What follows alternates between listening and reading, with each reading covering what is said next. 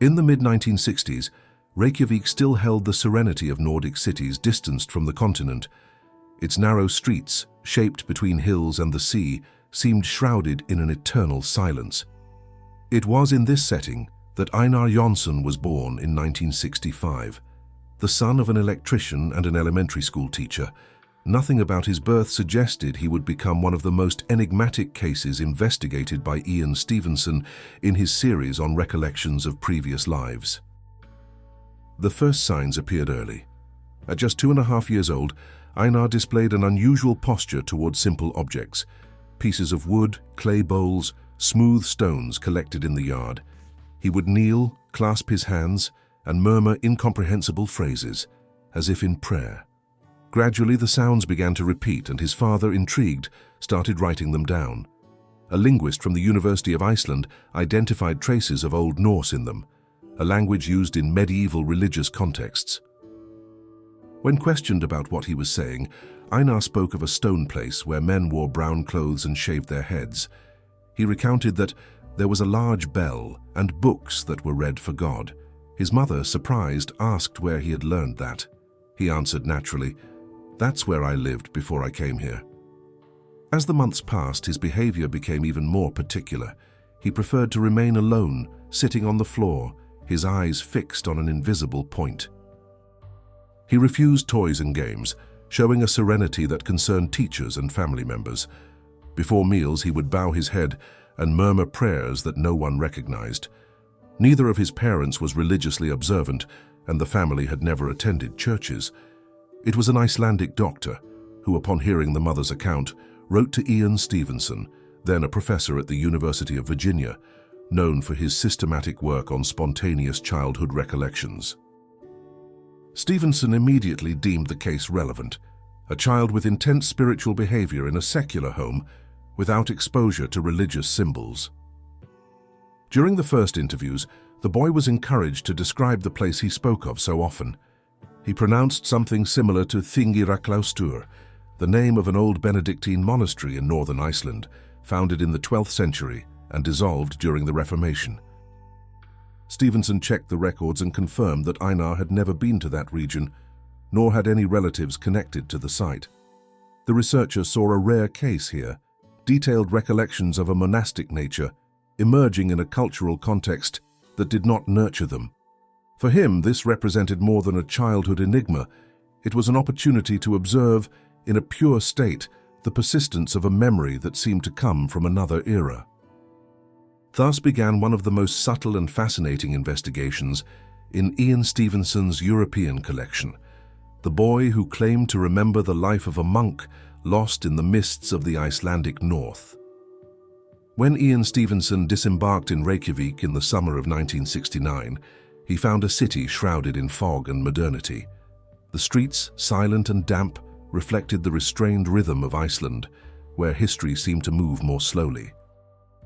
Stevenson was there to analyze a case that challenged both child psychology and the known limits of memory. Einar Jónsson, then 4.5 years old, greeted him with an unexpected calmness. The researcher noted, "The serenity and composure of this child exceed what is common for his age. He observes in silence without anxiety." The first visit took place at the family's home, a modest 2-story house near the harbor. His mother recounted the episodes that had been causing concern. "He speaks of prayers that no one taught him," she said. "Sometimes he wakes up at night and sings an old tune, as if he hears other voices accompanying him." Stevenson asked Einar to reproduce the chant. The boy closed his eyes and intoned a low, rhythmic sound, repeating what the researcher recorded as Patra Vidar.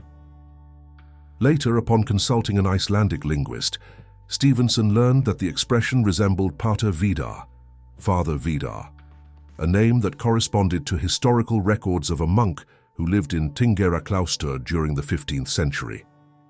The linguistic coincidence immediately sparked scientific interest. Stevenson proceeded with simple questions, asking the boy to describe the place he claimed to remember. Einar replied with short but consistent phrases. "The walls were cold. The wind went through small windows. I read prayers when the bell rang." When the researcher asked who was there with him, he answered, The abbot Thorlak. The name corresponded to Thorlakur Jonsson, historical abbot of the monastery between 1475 and 1490. His astonished parents listened in silence. The mother assured that the boy had never had contact with religious books or medieval stories. Stevenson merely said, "Coincidences are measurable only after alternatives are exhausted." To observe his behavior in a neutral environment, the researcher took Einar to a contemporary monastery near Hafnarfjörður. Upon crossing the courtyard, the boy spontaneously made the sign of the cross, a gesture his parents claimed he did not know. Inside the chapel, he knelt before the altar and murmured, "It's peaceful here, but it's not the same place." Stevenson recorded, "The child demonstrates familiarity with religious gestures and rituals without prior instruction. Authentic emotional reaction, with no indication of dramatization." From that moment on, the case began to circulate among Icelandic doctors and religious figures.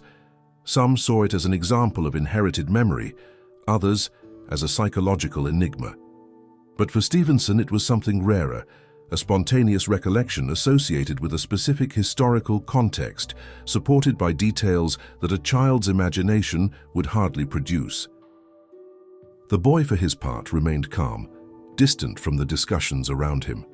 When asked why he remembered that place, he simply replied, "Because I still hear the bell." In the autumn of 1969, Ian Stevenson departed Reykjavik for northern Iceland. He wanted to verify if the location described by Einar Jonsson existed, just as the boy had mentioned it. The journey, made on narrow roads and through fields covered with moss, took him to the silent ruins of Þingeyraklaustur, the ancient Benedictine monastery founded in 1133, the first in Iceland. The place was desolate, lichen-covered stones, traces of walls, and the faded outline of an old chapel. Stevenson observed that it was unlikely a child from the capital could describe that forgotten scenario with precision. "It's improbable he had prior contact with this information," he wrote in his field diary. Upon returning to Reykjavik, the researcher brought back photographs of the ruins and decided to show them to Einar. The boy, then 5 years old, reacted immediately. He touched the images carefully and murmured, "There was snow here. I walked barefoot. The bell rang at dawn." Stevenson, intrigued, presented him with a sketch of the monastery's architectural plan.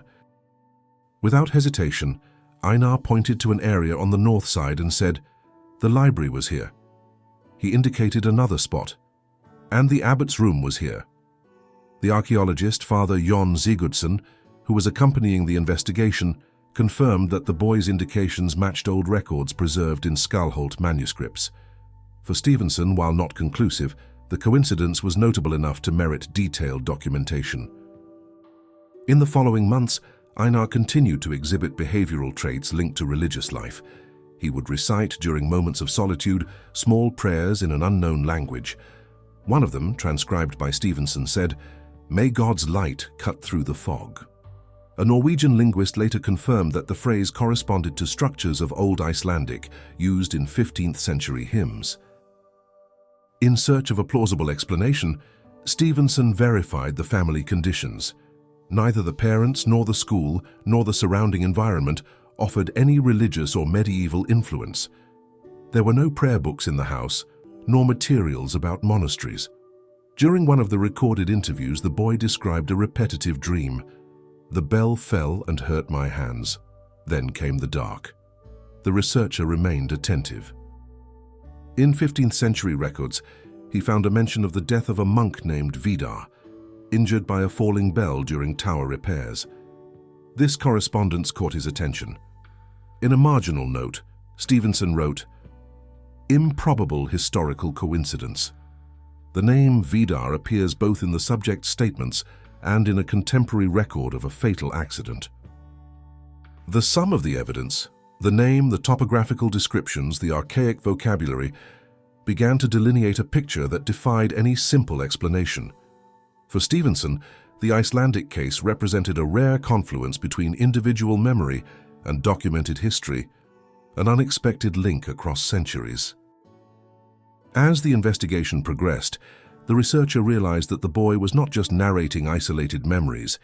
He seemed to live in two times, as if a part of him still inhabited the cloister, lost under the northern wind. At the beginning of 1970, Einar Jónsson turned 6 years old.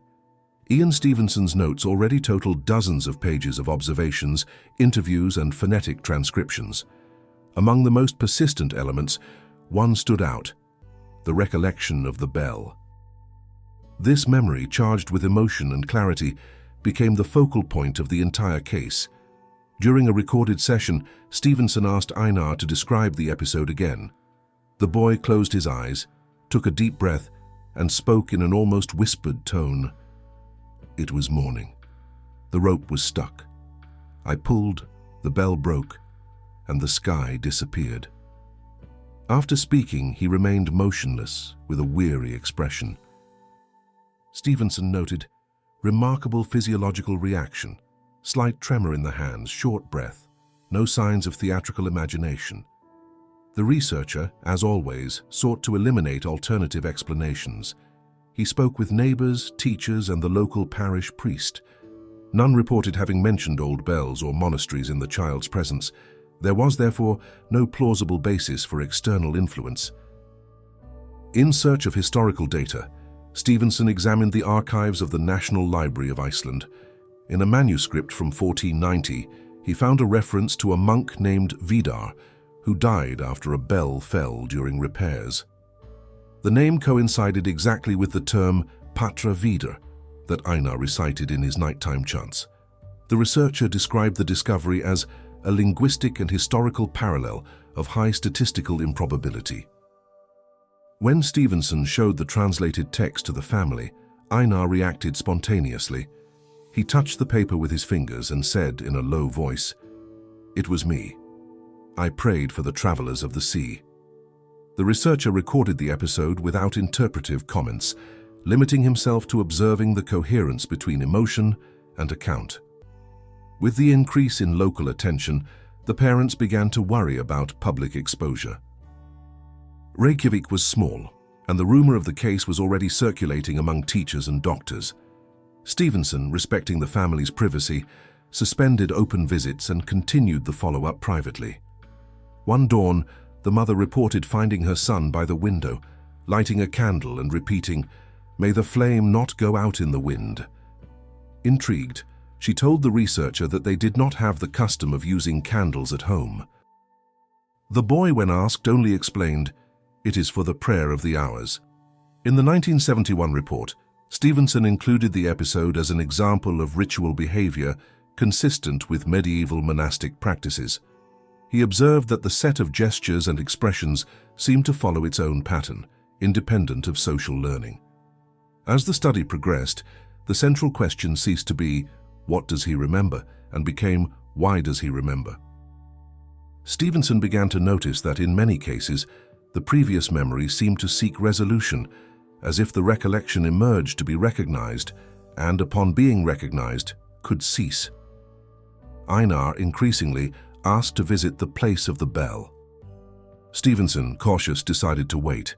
He knew that the reunion with the setting of the recollections could mark the endpoint, or reveal what still remained hidden in the depths of memory. In the spring of 1971, Ian Stevenson decided to take the step he had been postponing, taking Einar Jónsson to the ruins of the ancient Þingeyrar monastery. The boy, now 7 years old, insisted on seeing the place of the bell. The researcher considered the time opportune. The phenomenon seemed stable, and the parents, although apprehensive, accepted the plan. The journey was long.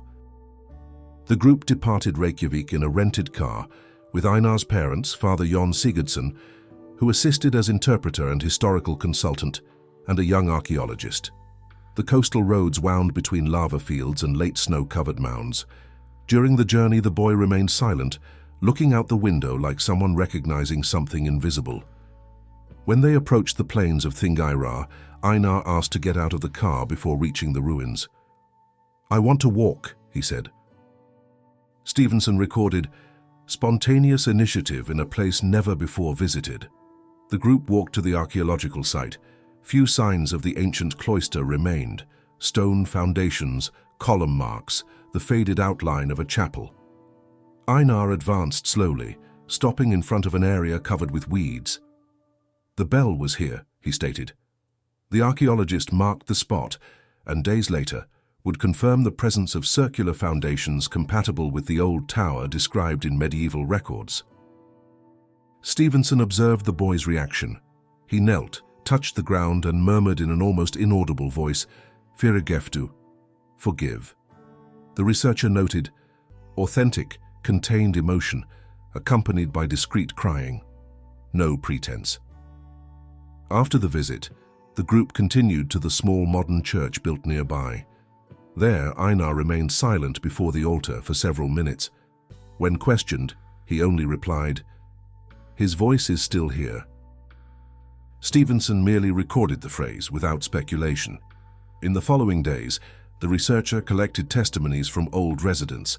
A farmer, Gudmundur, recounted an old local legend about the monk Vidar who died under the bell, and whose name the wind still repeats among the stones. Stevenson classified the testimony as secondary folkloric source, but of comparative value. The return to the capital was peaceful. The boy slept for almost the entire way. In the following weeks, his nighttime behaviors diminished. His mother observed that the prayers in the unknown language almost completely ceased. One night, when asked about Vidar, he replied serenely, "He is already at peace." Stevenson noted that similar phenomena occurred in other cases. After children revisit the location related to their recollections, the symptoms and behaviors linked to the previous life tend to disappear. He called this post-recollection integration. Even so, he continued to follow Einar for over a year, collecting school reports and periodic testimonies. The boy, previously introverted, began to show curiosity about astronomy and drawing. He seemed to finally turn to the present. In 1972, Stevenson considered the active phase of the research concluded, but the case, although finished, would leave its mark on science and on the consciousness of all who heard the echo of a bell that seemed to cross the centuries. The months that followed the trip to Tingirar brought an unprecedented serenity to the Jonsson household. Einar, then 8 years old, seemed to finally detach from the past that had accompanied him since birth. He no longer recited old prayers or spoke about the monastery.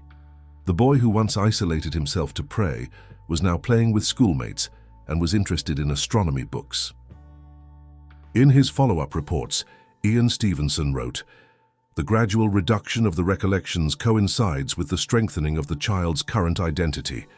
The phenomenon follows the pattern observed in other cases.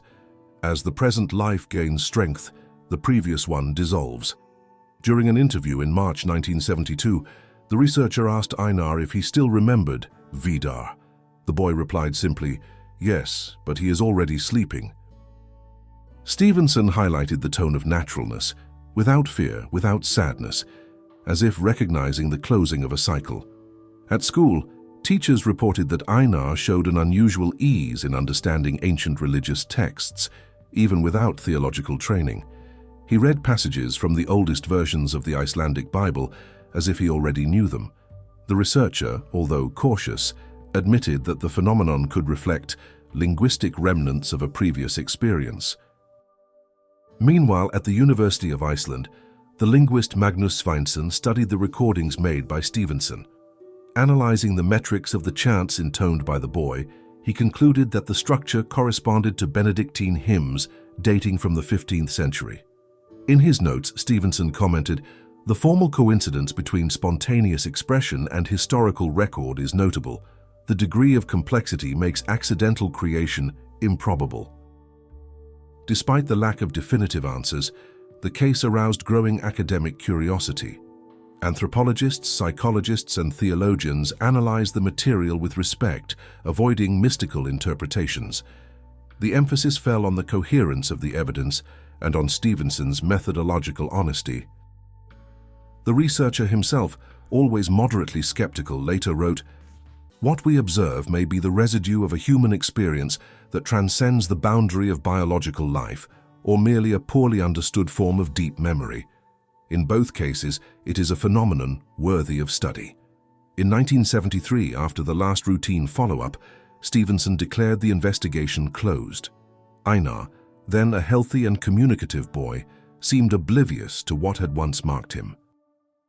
When the researcher asked if he remembered the bell, he smiled, "I think it was just a dream." Decades later, in the book European Cases of the Reincarnation Type, 2003, Stevenson would dedicate a chapter to the case, describing it as an episode of monastic identification in a secular environment, with high linguistic consistency and absence of external suggestion. For him, the value of the case lay not in proving reincarnation, but in revealing the mystery of memory, how something that seems to transcend personal biography can, for a brief instant, manifest with such clarity. Einar would continue his life in silence, while the echo of the old bell, which he once said he heard inside himself, would remain only in the cold pages of the University of Virginia archives, preserved among tapes and notebooks that testified to an improbable dialogue between past and present. When Ian Stevenson returned to the University of Virginia, he took with him all the material relating to the Icelandic case, recordings, transcriptions, drawings, photographs, and field notes. These documents were filed along with dozens of other European studies that years later would form the basis of the book European Cases of the Reincarnation Type.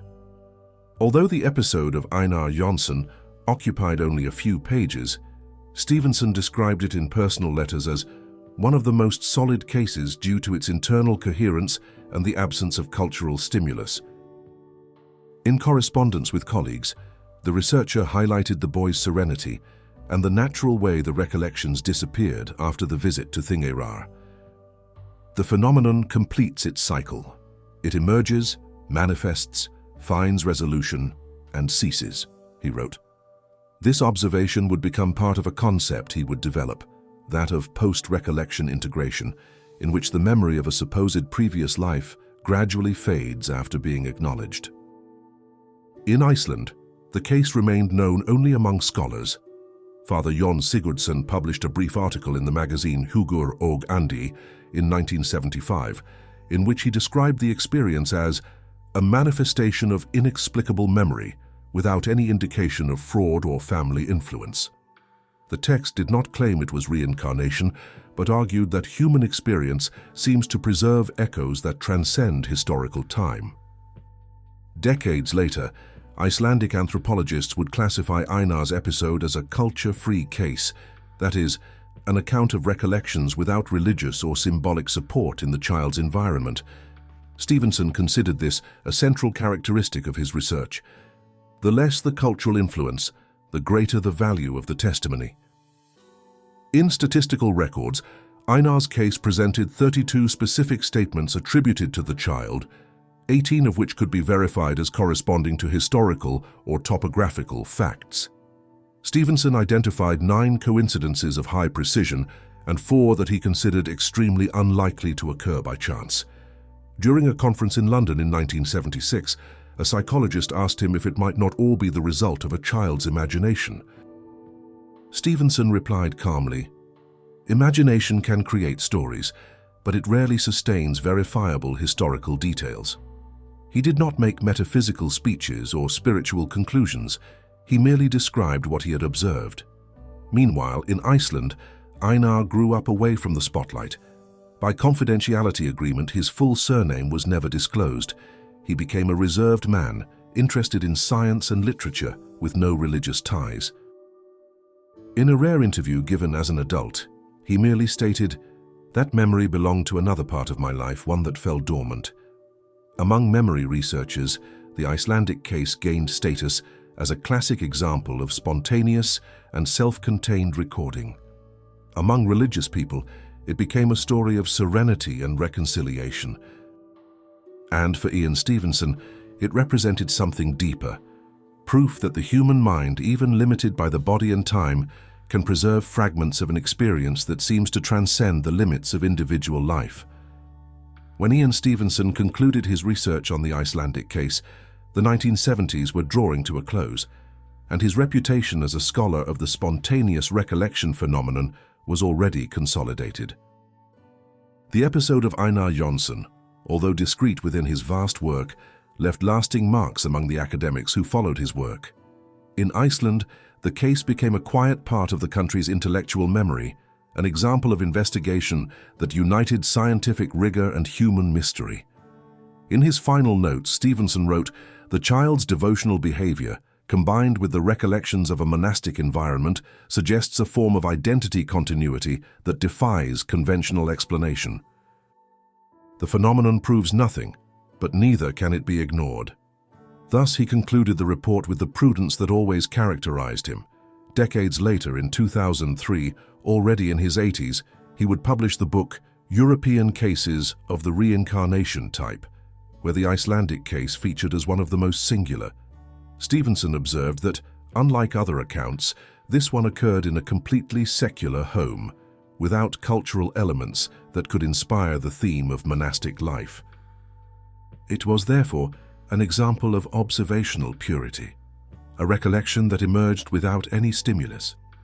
With Stevenson's death in 2007, his archives were preserved at the University of Virginia.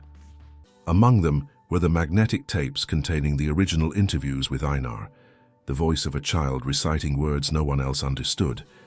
Years later, linguistics students would digitize the material. One of them noted, "Even without understanding the language, one feels it is a prayer." There is a strange peace in that voice. Today, the ruins of Þingeyrar rest under the northern wind. The new church built on the site houses a modern bell, which replaced the one lost centuries ago.